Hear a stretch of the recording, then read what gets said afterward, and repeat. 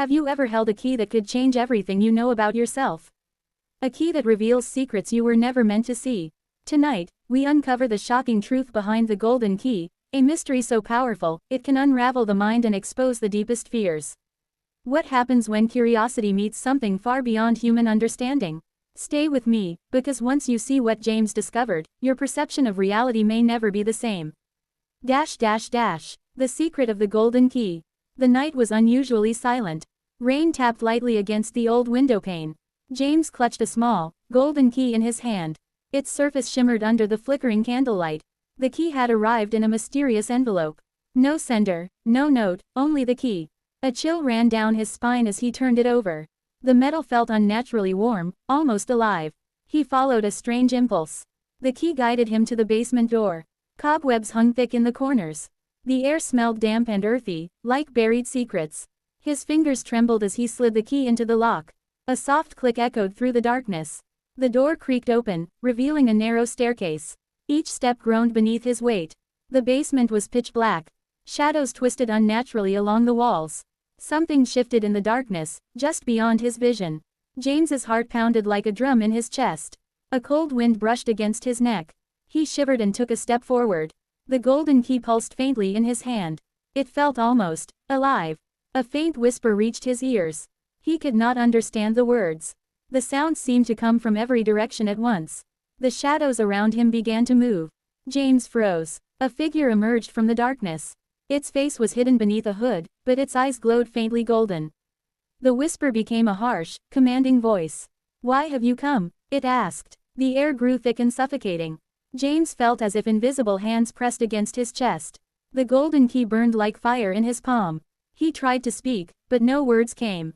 The figure reached out slowly. Every instinct screamed at him to flee. Yet he could not move. The key slipped from his fingers. It hovered in the air, glowing brighter. The figure leaned closer, and James saw its face. It was not human. Its eyes reflected every fear James had ever known. A sudden realization hit him. The golden key did not open a door. It had opened him. The figure's eyes pierced into James's soul. Every memory he had ever hidden, every fear he had buried, shimmered in those golden depths. He felt raw, exposed, as though the very essence of his being was being examined. The shadows around him writhed like living things, curling around the corners of the basement. A low hum began, vibrating through the walls, through the floor, through James himself. He stumbled backward, desperate to find something solid. His hands grasped at the cold, damp stone of the wall. It felt slick and almost wet, as though the basement had transformed into something unnatural. The hum grew louder, echoing inside his head, drowning out rational thought. The figure extended a hand toward him. A golden light flickered from its palm, filling the basement with an eerie radiance. James could see the patterns of his own fear reflected in the light. Faces, his family, his friends, strangers, twisted in silent screams. Each face looked at him accusingly, demanding something he could not understand. He turned to flee, but the staircase had vanished. The basement walls had shifted, closing him in. No door, no windows, only the figure and the pulsing light of the key. The golden key hovered midair now, spinning slowly, casting warped shadows that stretched like black fingers. The figure spoke again, and this time the words were clear, though they chilled him to the bone. "You opened yourself to the key, James. You allowed it to see what is hidden. Now, it demands its toll." James felt a pressure in his chest, a weight he could not lift. It was as if the air itself had thickened, pressing against his lungs, squeezing. He tried to call out, but the sound caught in his throat. His heartbeat thundered in his ears, loud enough to drown out everything else. The golden key began to spin faster. A wind rose from nowhere, whipping around the basement, scattering dust and debris. Shadows elongated, creeping toward him like living vines. James's skin prickled, and the hair on his arms stood on end.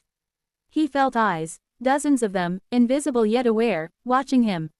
A voice, soft and urgent, whispered inside his mind. "Do not resist. You must let it take what it seeks."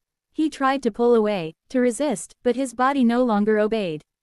The key lifted gently from the floor and hovered before his chest. A faint golden thread shot out, burrowing into his chest, threading through his heart and mind. Memories, emotions, secrets, all the hidden corners of himself, were pulled outward. He screamed, but the sound seemed to feed the key. Pain lanced through his body in waves, sharp as knives, burning as if his soul itself was being carved. Yet in the pain, he felt something else, a clarity, a terrible understanding. The key did not simply take. It revealed. It demanded truth, and truth had no mercy. The figure leaned closer, and James could now see its face clearly. Its skin shimmered like liquid gold, yet its eyes were dark voids. Its mouth opened, but no sound emerged. Instead, James felt words in his mind, ideas, visions, things he had never imagined. He saw the history of the key itself. Forged in an ancient, forgotten age by a master who had sought to know the human soul. It had passed from hand to hand, each bearer unraveling under its gaze. Some were lost to madness. Some became shadows of themselves, hollowed and hollowing others in turn. And now it had found him. James realized something far worse than fear. The key was not an object, it was a force. It existed beyond time, beyond morality. It consumed those who sought secrets, who wished to understand what should not be known. And it had chosen him as its next conduit. He tried to close his eyes, to will it away, but it was already inside him. Every heartbeat echoed with its presence. Every thought shimmered with golden threads of impossible knowledge. The basement walls shifted again, now reflecting not the room but memories of countless past victims. Faces of those who had touched the key twisted in eternal torment, screaming silently in the golden light. James felt a tear slide down his cheek. A memory of his mother, smiling, reached through the maelstrom of fear. A warmth surged for a moment, a fragile tether to humanity. But the key did not care. It pulsed, and the warmth twisted into something alien. Suddenly, the figure vanished. In its place, a door appeared, golden, etched with symbols that burned his eyes to look at. The key floated toward it, still pulsing, still hungry. James realized that beyond the door was something he could not yet comprehend. Something that had called to him, whispering promises of power, knowledge, and freedom. Yet a part of him screamed to run. A rational, human part, desperate to escape the inevitable. But the golden key had fused with him. It would not allow retreat. It demanded passage, demanded revelation. James stepped forward, every step echoing with dread and wonder. The door swung open silently. A blinding golden light poured out, and for a moment, James could see infinite shapes, infinite faces, infinite truths. Every secret in the world seemed laid bare, shimmering in the light. And then he felt it, an unbearable pull, dragging him forward. A scream built in his chest, not entirely his own. Not entirely human, and as he crossed the threshold, the basement vanished. The air was still. The golden key floated ahead, pulsing. James's body went limp as the knowledge of what lay beyond pressed into his mind. He was no longer just James. He was a vessel, a conduit, and the key was only beginning its work. Somewhere, far away, the rain began to fall harder. And in the quiet of the night, a faint golden shimmer could be seen through a darkened window. Waiting, James felt the weight of infinity pressing against him. The golden light of the key pulsed like a heartbeat, in sync with his own.